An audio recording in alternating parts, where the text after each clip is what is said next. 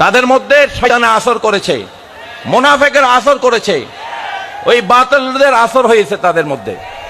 এখনো সময় আছে, মৃত্যুর আগে তওবা করেন, মৃত্যুর আগে তওবা করেন, হয়তো পথ পেয়ে যাবেন। আর নইলে কোনো পীর সাহেব আপনাদেরকে বাঁচাইতে পারবে না। মাওলা আলী শানে গোস্তাকি করে কোনো হুজুর, কোনো পীর সাহেব আপনাদেরকে বাঁচাইতে পারবে না, দুনিয়াতেও পারবে না, আখিরাতেও পারবে না। আমরা গৌসুল আজম মেজবান্ডের দরবার থেকে দেখে আসি, এখনো আমরা ধৈর্য ধারণ করে আসি। কারণ ধৈর্যের একটা সীমা আছে। চট্টগ্রাম কাউকে ইজারা দেওয়া হয়নি সুন্নিয়তের। গৌসুল আজম মেজবান্ডারি চট্টগ্রামের জমিনে না আসলে 200 বছর আগে এই দেশে এই চট্টগ্রামের সুন্নিয়তকে খুঁজে পাওয়া যেত না। এইটা বুঝতে হবে আমাদেরকে। এদের জন্ম তখনও হয়নি 200 বছর আগে। সুতরাং সুন্নিয়ত নিয়ে আপনারা খেলবেন না, সুন্নিদের নিয়ে খেলবেন না, সুন্নিদের আবেগ নিয়ে খেলবেন না। আপনারা মনে করেন না সুন্নিরা আপনাদের কাছে মাথা বেচা দিয়েছে। সুন্নিরা কারো কাছে মাথা ব্যথা যায় নাই। যদি তারা চিন্তা করে বর্জন করবে, তাহলে তারা সবাইকে বর্জন করবে, এই সমস্ত মুনাফিকদেরকে বর্জন করবে।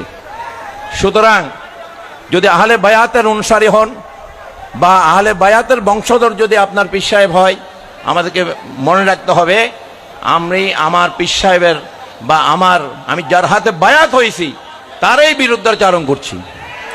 মাওলা আলী শানে বেয়াদবি করা মানে, যদি আহলে বায়াতের যদি বংশধর হয়ে থাকে যার পীর, মনে রাখতে হবে সে তার পীরকে অপমান করলো, এখানে পরিষ্কার।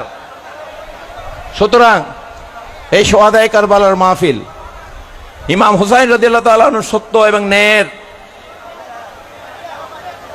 পথের পথিকদের প্রেরণার বাতিঘর, প্রেরণার উৎস। আমরা সত্য এবং ন্যায়ের এই প্রেরণা আমরা ইমাম হুসাইন থেকে পেয়েছি। সুতরাং আপনারা যদি এই সমস্ত অন্যায় বা এই সমস্ত নীতিহীন কাজ করেন, তাহলে কিন্তু আমরা গর্জে উঠব। এবং যদি গর্জে উঠে, মনে রাখবেন চট্টগ্রামে আপনাদের ঠিকানা হবে না, যেই হন না কেন। আপনারা মনে করবেন না চিটাগাংয়ে আপনাদেরকে লিজ দেওয়া হয়েছে, সুন্নিয়তের লিজ দেওয়া হয়েছে, সুন্নিয়তের এজেন্সি দেওয়া হয়েছে। আপনারা আহলে বায়াতের শানে গোস্তাকি করে, মাওলা আলীর শানে গোস্তাকি করে, আনা মদিনাতুল ইলমি ওয়া আলিয়ুন বাবুহা, যাকে এই ইলমের দরজা বলেছে, আপনি আলেম নাম ধারণ করে সেই দরজায় আঘাত করছেন, ঠিক কিনা? আপনি যদি সত্যিকার আলেম হয়ে থাকেন, সেই ইলমের দরজার, শহরের দরজায় আপনি আঘাত করতে পারেন না। আলেম মানে জ্ঞানী। আপনি একটা মূর্খের কাজ করছেন, মূর্খের আসর আপনার উপর হয়েছে, আপনার মধ্যে জ্ঞানের কোনো আসর নাই। সুতরাং এই সমস্ত লোকগুলা বা মূর্খ লোকগুলা বা ভালো করে কথা বলতে পারে না, তারাও যদি আলেমের সমালোচনা করে, দুঃখজনক বিষয়গুলা, দুঃখজনক বিষয়।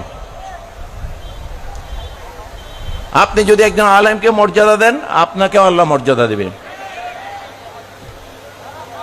আজকে আমরা যারা মাযহাবে বিশ্বাসী, আমাদের একান্ত